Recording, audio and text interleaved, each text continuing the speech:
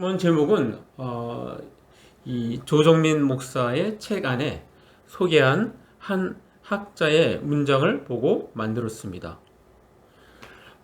MBC 사회부 정치부 기자로 한 25년 동안 언론인으로 치열하게 살다가 53세에 신학교에 입학을 하고 또 57세에 목사 안수가 되었고 62세에 교회를 개척한 조정민 목사. 최근에 이제 창세기에 대해서 계속 말씀을 전하고 있는데 그 두 번째 책 믿음의 선택이란 무엇인가, 그 책 안에 이 탄생과 죽음 사이에 오직 선택뿐입니다라는 그런 제목의 아이디어를 얻어서 그렇게 정하게 되었습니다. 자, 오늘 본문은 아브라함이 조카 롯과 함께 살다가 소와 양이 많아지므로 가축의 목자들끼리 서로 다툼이 일어났습니다. 장소는 한정되어 있는데 가축이 많아지니 서로 다툴 수밖에 없는 상황이었던 것입니다. 자, 이를 근본적으로 해결하려면 서로 헤어져서 독립하는 것이었습니다.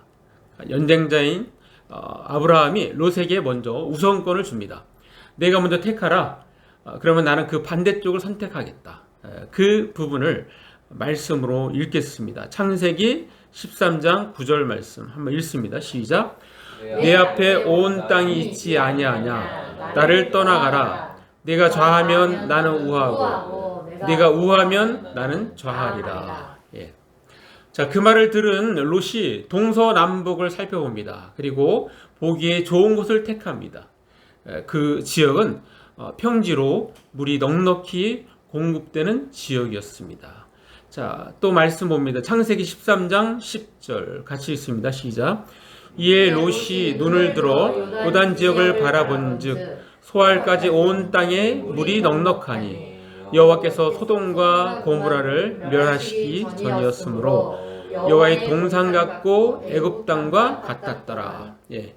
롯이 멀리 요르단 분지를 다 둘러보니 소알에 이리까지 마치 야훼의 동상같이 또 이집트의 땅같이 물이 넉넉하였다라고 그렇게 말씀하고 있습니다. 이것을 한번 이미지로 한번 보겠습니다. 이미지로 보시면, 자, 머리가 허연 게 이제 아브라함이고, 우리 옆에 롯인데, 자, 물이 있고, 자, 물이 있다는 것은 뭐예요? 땅이 비옥해지는, 그래서 농작물이나 이런 것들이 굉장히 유리한 지역이죠. 그래서 보기에 좋은 그 땅을 선택을 합니다. 롯은 눈에 보기 좋은 곳을 선택하고 각자 헤어집니다. 자, 아브라함은 자연스럽게 롯이 선택한 지역 반대로 선택합니다. 그 반대 지역이 바로 가나안 땅입니다. 롯에 비하면 산지며 척박한 땅이었습니다. 자, 탄생과 죽음 사이는 오직 선택뿐입니다. 사실 이 말은 특별한 말이 아닙니다. 일반 사람들도 누구나 인정하고 수긍할 수 있는 말입니다. 자, 보통 우리는 인생은 선택입니다 라는 문장을 접합니다. 초등학생들도 B와 D 사이는 C이다 라는 말을 압니다. 병아한테 물어보니까 안다 그러더라고요. 자, 이 말은 바로 이와 같습니다. 탄생, birth와 죽음, death 이 사이는 선택, choice이다. 그래서 birth와 death의 앞자 B와 D 사이는 choice, C 입니다. 이렇게 되는 거죠. 자, 인생에서 가장 중요한 선택이라면 아마도 배우자 선택일 것입니다. 특별히 오늘날은 선택한 배우자와 70년을 같이 살 수도 있으니 배우자 선택이 얼마나 중요한지를 알 수 있습니다. 당장 고3 학생들은 대학교와 학과를 선택해야 합니다. 물론 선택한다고 다 합격하는 것은 아니지만 이러한 선택이 인생을 새로운 방향으로 이끌어가는 것에는 틀림없습니다. 자, 앞으로의 직업과도 연관이 될 수 있기 때문에 더욱 그렇습니다. 자, 그러나 사실 이 모든 것보다도 더 중요한 선택이 있다면 종교를 선택하는 일일 것입니다. 자, 다른 모든 선택은 이 땅에서 끝나지만 종교의 선택은 영원과 연관이 되기 때문입니다. 자, 그런 의미에서 먼저는 제가 또한 또 여러분이 사이비 이단 종교가 아닌 개신교 기독교라는 것에 참으로 감사한 일입니다. 사이비 중에 특별히 신천지는 교회를 대상으로 전도합니다. 아주 열심히 전도합니다. 자, 우리 교회는 신천지 부산 야고보 지파에서 정기적으로 편지가 옵니다. 저는 늘 읽어보지도 않고 바로 버립니다. 자, 하루는 제가 그 편지에 적혀 있는 전화번호에 전화를 했습니다. 전화를 해서 부산 야고보 지파죠? 저는 양산 북정동에 위치한 남부중앙교회 정상수 목사입니다. 자, 그곳에서 정기적으로 1주에서 2주에 한 번 편지가 오는데 저는 늘 뜯어보지도 않고 바로 쓰레기통에 넣어버립니다. 그러니 헛수고하지 마시고 보내지 마시기 바랍니다. 라고 하면서 전화를 끊었습니다.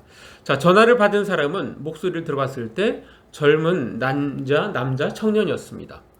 자, 그러면서 그 청년이 한편으로는 불쌍한 생각이 듭니다. 이단 사이비에 빠진 사람은 하나님의 특별한 은혜 없이는 거기서 빠져나오기가 매우 힘들기 때문입니다. 자, 또한 하나님으로부터 선택받는 경우가 있습니다. 우리는 그것을 부르심 혹은 소명이라고 합니다. 자, 우리나라에서 선교하다가 최초로 순교하신 토마스 선교사의 이야기를 담은 책이 그 제목이 이렇습니다. 조선의 부르심을 받다. 자, 원래 원제목 영어로는 chosen for 조선. 그러니까 choose는 뭐예요? choose의 과거분사입니다. 과거분사. 그러니까 choose는 선택하다 하잖아요. 그러니까 선택된, 선발된. 그래서 조선으로부터 선택된, 그러니까 선교사도 선택됐다, 부르심을 받았다, 그런 뜻이 있는 것이죠. 그래서 이 조선이라는 말을 되게 좋아해요. 조선, chosen 이런 의미를 가질 수 있기 때문에. 자, 그러면 여기서 한번 생각해 봐야 할 것이 있습니다. 그것은 하나님께서는 과연 어떤 사람을 선택해서 사용하실까라는 것입니다. 자, 우리는 직접 말씀을 읽음으로써 확인하겠습니다. 사도행전 13장 22절 같이 읽습니다. 시작. 패하시고 다윗을 왕으로 세우시고 증언하여 이르시되 내가 이새의 아들 다윗을 만나니 내 마음에 맞는 사람이다. 내 뜻을 다 이루리라 하시더니. 자, 여기서 패하시고라는 건 뭐냐면 앞에 사울왕이 40년 동안 왕위에 있었는데 40년 동안 왕위에 있던 것을 패하시고, 그래서 다윗을 왕으로 세웠어요. 근데 그 이유는 뭐라고요? 내 마음에 맞는 사람이다. 그러니까 하나님은 어떤 사람을 선택하신다? 내 마음에 맞는 사람. 내 마음에 맞는 사람. 왜? 그 사람은 바로 하나님의 뜻을 이룰 수 있기 때문에 그렇죠. 자, 또 한편으로는 우리가 다윗처럼 선택을 받아 쓰임받지 못한다 하더라도 우리가 예수 믿고 구원받게 되었다는 한 가지만이라도 하나님의 놀라운 선택을 받은 것이므로 참으로 감사한 일입니다. 자, 우리 말씀 봅니다. 시편 33편 12절 말씀. 자, 같이 읽습니다. 시작. 여호와를 자기 하나님으로 삼은 나라 곧 하나님 기업으로 선택된 백성은 복이 있도다. 자, 우리 모두는 하나님의 기업으로 선택된 백성이라는 놀라운 복을 받은 사람들입니다. 우리는 세상에서 비교할 수 없을 정도로 행복한 사람들입니다. 자, 사랑하는 남부중학교 성도 여러분, 먼저 우리가 알 것은 하나님은 우리가 자유롭게 선택할 선택의 자유를 주셨다는 것입니다. 자, 선악과에 대하여 사람들 말합니다. 아니, 왜 먹지 말라고 하실 것을 왜 주셨을까? 독곡물을 안 만들면 될 텐데 왜 만들어서 해골 표시를 하십니까? 자, 베이직교회 조정민 목사는 그 창세기 그 맨 첫 번째 책 시작에서 답을 찾다에서 자유의지, 선택의지에서 이렇게 얘기합니다. 자, 인간에게 자유의지를 주셨기 때문입니다. 자유의지는 선택의지입니다. 선택할 수 있는 권한이 없다면 무슨 기쁨이 있겠습니까?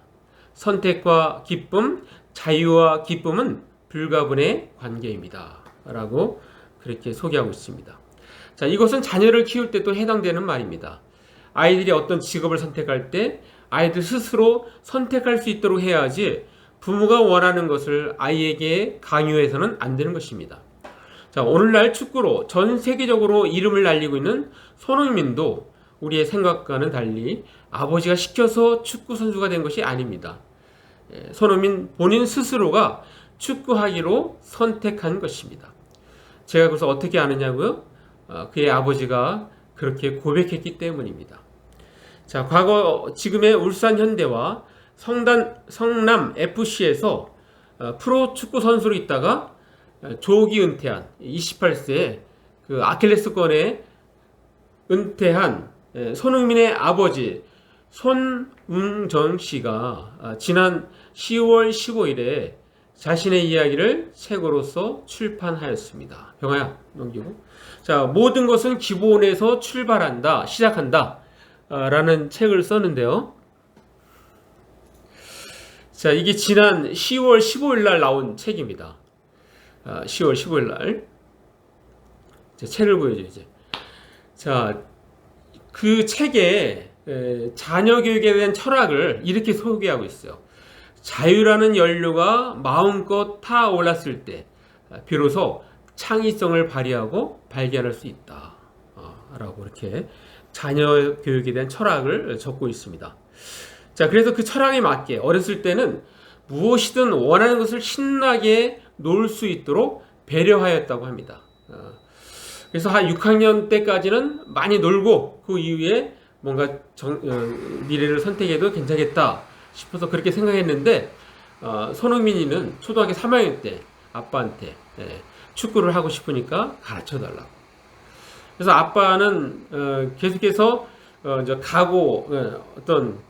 각오를 가질 수 있도록 축구 선수로 가는 것이 얼마나 고된 일인지, 얼마나 힘든 일인지 재차 묻고 또 물었는데도 불구하고 이제 아들 손흥민이는 자신의 의지가 확고함을 비친 겁니다.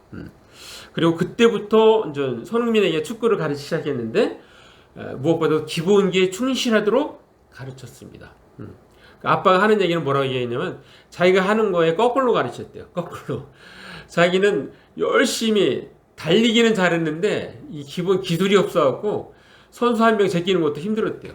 그래서 그게 원인이 기본기가 없어서 그렇다. 그래서 기본기를 아주 철저히 가르치도록 했다는 것입니다.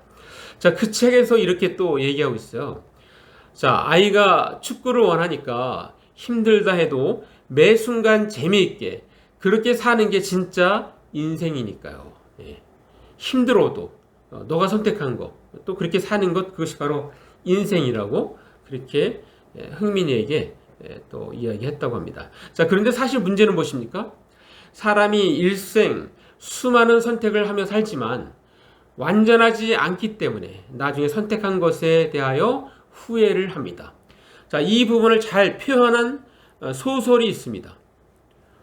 프랑스 1700년대 후반 희곡 작가 라클로, 이 사람은 당시에 포병장교였어요. 포병장교인데 글쓰기 재주가 있어서 글을 썼는데 이 사람이 나폴레옹과 동시대 사람입니다. 이 사람이 쓴 책이 위험한 관계라는 책이에요. 영화로도 많이 나왔습니다. 1782년에 5년에 걸친 집필 끝에 출간하고 이것이 사흘 만에 초판 2000부가 모두 판매가 되는 그런 기록을 낸 책입니다. 이 책에서 이렇게 표현합니다. 인간은 완전하지 못하기 때문에 잘못된 선택을 한다. 자신이 결코 틀릴 리 없다는 오만에서 오는 선택, 무지와 미숙함에서 오는 선택, 이성이 본능에 굴복해 내린 선택, 이 한순간의 선택이 훗날 나를 매우 고통스럽게 한다. 또 그러면서 그런 선택을 할 수밖에 없었던 당시 상황과 이유를 떠올리며 스스로 설득해 보지만 당장의 대가가 너무 고통스러워 차분하게 생각해 볼 여력이 없다. 여러분, 가장 대표적인 게 이때 당시에는 그 결투라는 게 있잖아요. 서로 화가 나면 너하고 나하고 결투하자 이거야. 그 결투라는 게 결국 뭐예요? 굉장히 장래성이 촉망한 사람이 그것 때문에 죽어. 얼마나 참 끔찍한 일입니까? 후회를 해봤자 소용이 없어요. 그때는 내가 왜 그렇게 했지? 그렇게 후회도 소용이 없습니다. 자, 그러나 한 가지 또 주의사항이 있습니다. 그것은 자기의 의의를 내세우면 안 된다는 것입니다. 자신의 현재 위치를 보고 내가 이 자리에 있는 것은 그동안 살아오면서 내가 잘 선택해 왔기 때문이야 라며 스스로 자랑하는 자리에 있으면 안 된다는 것입니다. 주께서 나와 동행하시고 나를 잘 이끄셨기 때문에 바로 내가 이 자리에 온 거야 라면서 오직 영광은 하나님께만 돌려야 하는 것입니다. 자, 우리는 지금 탄생과 죽음 사이에는 오직 선택뿐입니다 라는 제목의 설교를 듣고 있습니다. 자, 그렇다면 우리는 어떻게 해야 할까요? 두 가지만 말씀드립니다. 첫 번째는 하나님과 일생 동행하기로 선택해야 합니다. 한번 같이 있습니다. 시작. 하나님과 일생 동행하기로 선택해야 합니다. 자, 우리가 읽은 본문에서 우리는 아브라함을 통하여 느낄 수 있습니다. 아까 읽었던 창세기 13장 9절에 내 앞에 온 땅이 있지 아니하냐. 나를 떠나가라. 내가 좌하면 나는 우하고 내가 우하면 나는 좌하리라. 자, 아브라함은 겉으로 보면 아무것도 선택하지 않은 것 같지만 사실은 하나님을 선택한 것입니다. 아브라함의 인생에서 정말로 중요한 것은 하나님과의 동행이었던 것입니다. 자, 미국의 워싱턴주 스포케인에 있는 휘트워스 대학교의 종교 및 철학 교수 제럴드 시처 박사는 자, 우리나라에서 책이 몇 권 소개됐는데 그 중에 하나님의 뜻이라는 책이 있습니다. 자, 이 책에서 이렇게 얘기합니다. 자, 어느 길을 선택하든 우리는 언제나 하나님의 나라와 의를 인생 최대의 목표로 삼아야 한다. 자, 병주병아가 어떠한 길을 선택하든 하나님의 나라와 의를 인생 최대의 목표로 삼아야 한다. 라고 이렇게 생각하면 되겠습니다. 자, 또 하나 한번 보겠습니다. 문장을. 자, 하나님과 그 나라를 먼저 구한다면 우리가 무엇을 선택하든 바로 그것이 우리의 삶을 향한 그분의 뜻이 된다. 예. 자, 우리가 선택할 때 그 기준이 뭐라고요? 하나님과 그 나라를 먼저 구하면 된다는 거예요. 자, 탄생과 죽음 사이에는 오직 선택뿐입니다. 그렇다면 우리는 어떻게 해야 할까요? 예, 두 번째로는 매 순간 하나님을 택하고 날마다 십자가를 택해야 합니다. 한번 읽습니다. 시작. 매 순간 하나님을 택하고 날마다 십자가를 택해야 합니다. 자, 말씀 봅니다. 마태복음 7장 13절 말씀. 자, 읽습니다. 시작. 좁은 문으로 들어가라. 멸망으로 인도하는 문은 크고 그 길이 넓고 그리로 들어가는 자가 많고. 또 이어서 읽습니다. 14절. 생명으로 인도하는 문은 좁고 길이 협착하여 찾는 자가 적음이라. 예. 생명에 이르는 문은 좁고 또 그 길이 험해서 그리로 찾아드는 사람이 적다라고 말씀하고 있습니다.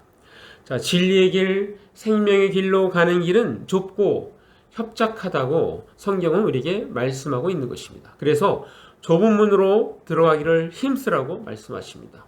즉 우리의 믿음의 길은 좁은 길을 가는 것입니다.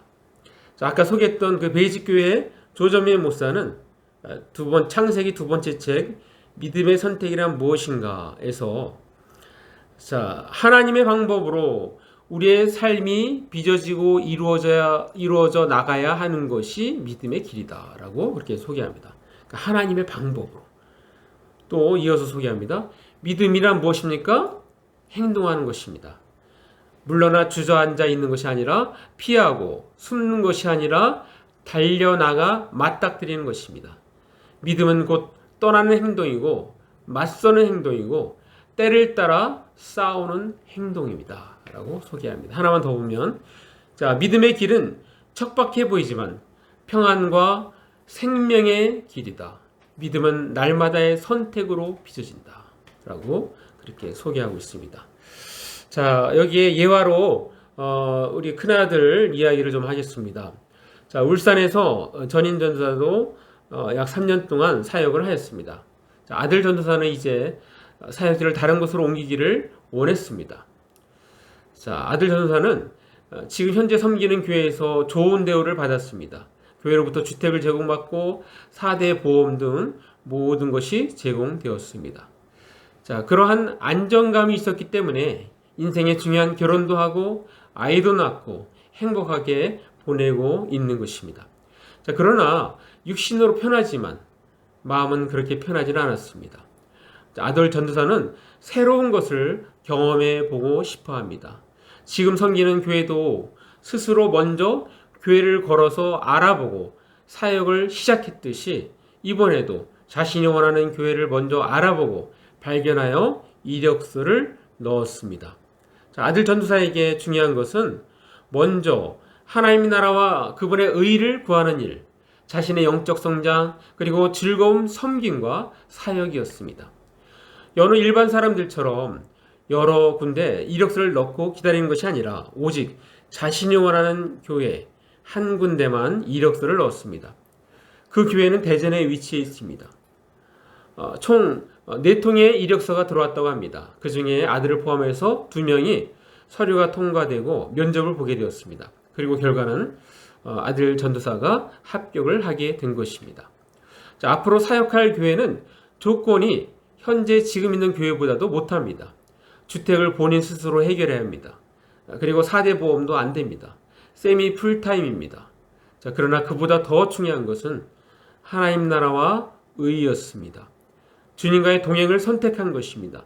세상을 좋은 조건을 선택한 것이 아니라 십자가의 길을 선택했습니다.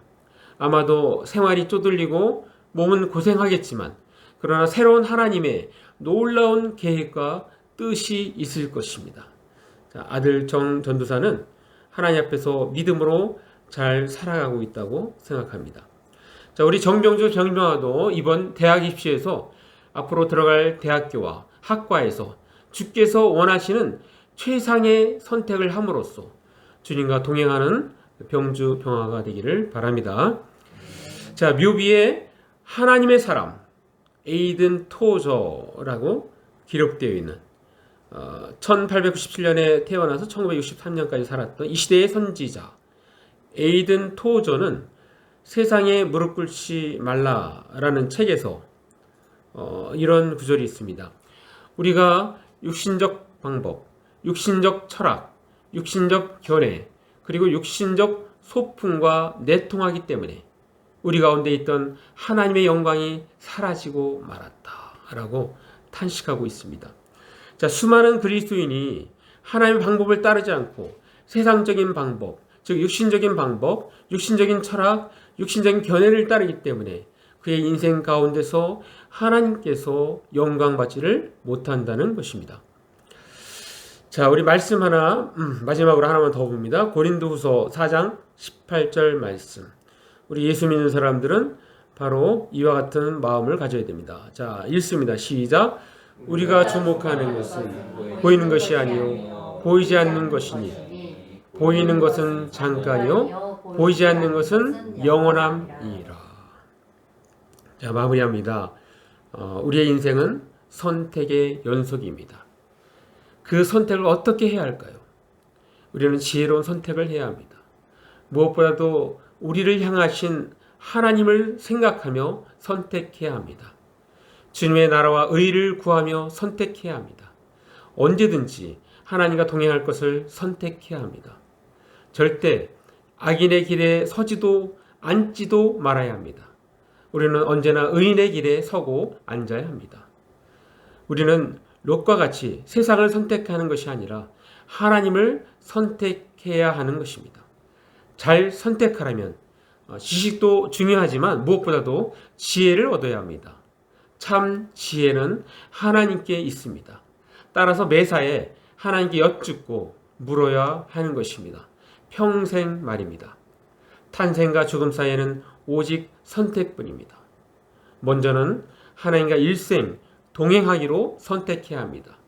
그리고 매 순간 하나님을 택하고 날마다 십자가를 택해야 합니다. 우리 모두 어떠한 상황에서도 일생 동안 하나님과 동행하기로 선택하고 매 순간 하나님을 택하고 십자가를 택하는 사랑스러운 주의 백성들이 되시기를 간절히 바랍니다. 예, 기도하겠습니다.